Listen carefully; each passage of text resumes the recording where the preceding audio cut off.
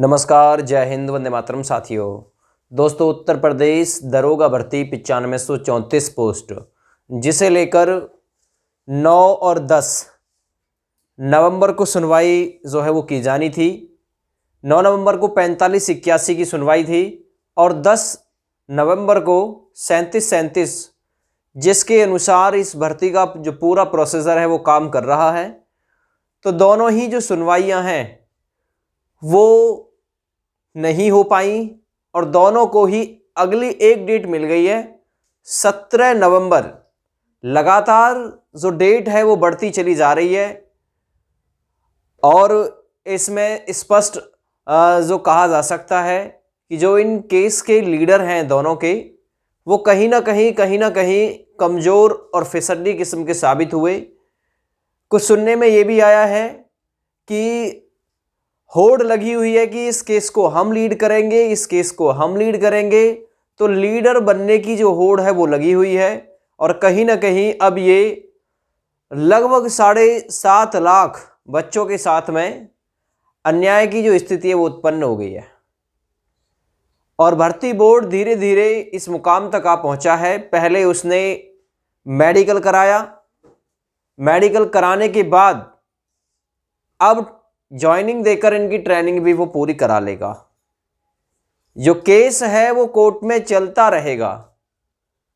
जिस समय केस डाला था उस समय बहुत ही तेज रफ्तार दिखाई थी जितने भी कैंडिडेट इस केस में शामिल थे उन लोगों ने, लेकिन जैसे जैसे जैसे जैसे आगे बढ़ा, या तो कुछ पैसे की वजह से या फिर कुछ और अन्य जो इश्यूज हैं वो हो सकते हैं, उनकी वजह से जो केस है वो लंबित होता रहा।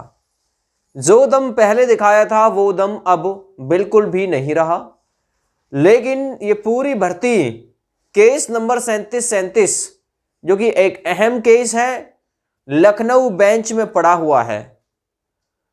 तो अब इसकी जो अगली सुनवाई है वो 17 अक्टूबर तक के लिए टाल दी गई, यानी 17 अक्टूबर को इसकी सुनवाई होगी।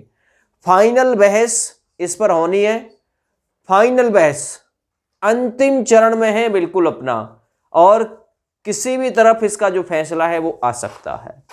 हो सकता है कोर्ट इस भर्ती को पार कर दे और हो सकता है कोर्ट कुछ ऐसा आदेश दे दे कि एसआईटी इन्वेस्टिगेशन वगैरह का, या फिर जो इसमें सेलेक्टेड हैं उन बच्चों की जांच का, या फिर पूरी भर्ती की जांच का भी आदेश यदि कोर्ट कर देता है तो ये आपके लिए बहुत बड़ी बात होगी।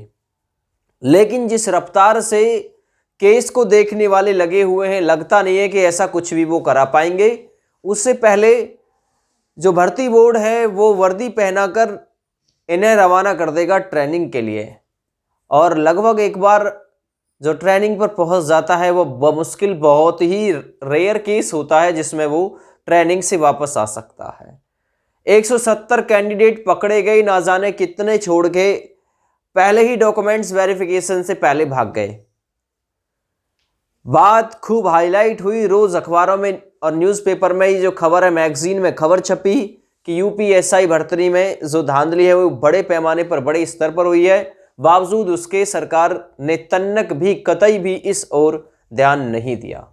इसका परिणाम यही हुआ कि ये जो पूरी भर्ती है वो शायद मेरे हिसाब से अन्याय के साथ ही और घोटाले के साथ ही पूरी होने वाली है।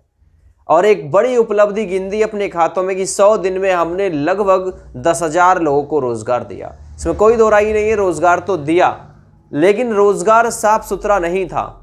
जो काम 9534 पोस्ट यानी दरोगा वाली भर्ती में हुआ, वही काम यूपी लेखपाल 8085 पोस्ट वालों के साथ में भी हुआ।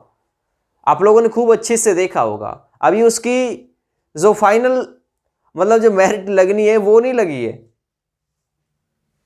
ठीक है ना। तब लगेगी, तब पता चलेगा कि 85 के समथिंग में रहेगी या उससे थोड़ा बहुत कम ज़्यादा हो सकती है। 85 100 में से आउट ऑफ 100, तो कहने का मतलब है उसमें भी कहीं ना कहीं धांधली जो है वो बड़े पैमाने पर शामिल रही। 15,000 लोगों को संदिग्ध बताया गया उसमें। अब न जाने कितने कैंडिडेट हैं, हो सकता है 8,000 हो, 7,000 हो, 6,000 हो, 2,000 हो सकता ना भी हो, लेकिन 15,000 लोगों को संदिग्ध की कैटेगरी में डाल दिया गया है।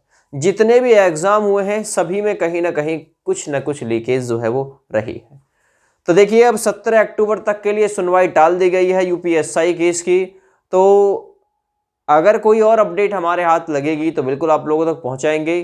केस नंबर 4581 भी 17 अक्टूबर को सुना जाएगा, 3737 भी 17 अक्टूबर को सुना जाएगा। लेकिन इस वीडियो के माध्यम से मैं उन लीडर्स से ही अनुरोध करना चाह रहा हूं जो इसकी लीडिंग कर रहे हैं दोनों ही केस की। भाई अगर आपको करना है तो थोड़े अच्छे ढंग से लीडिंग करिए इसकी, ठीक है। या तो किसी के लीडर बनो ही मत, अगर बनो तो नफा और नुकसान दोनों ही चीजें झेलनी होती हैं, ठीक है ना।